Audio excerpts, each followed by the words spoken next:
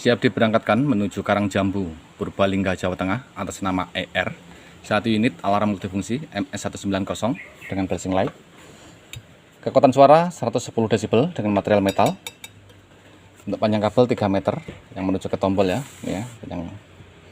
dengan panjang kabel tombol ke sumber listrik double volt atau PLN 1,5 meter. Ini tinggal colok saja. Untuk mengaktifkan tinggal tekan saja, dan menonaktifkan tinggal putar ke kanan.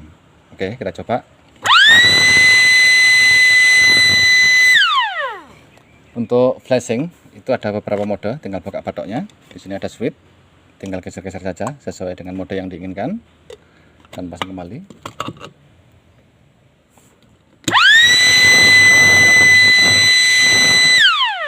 Oke, seperti itu. Semoga bermanfaat. Sekian dan terima kasih.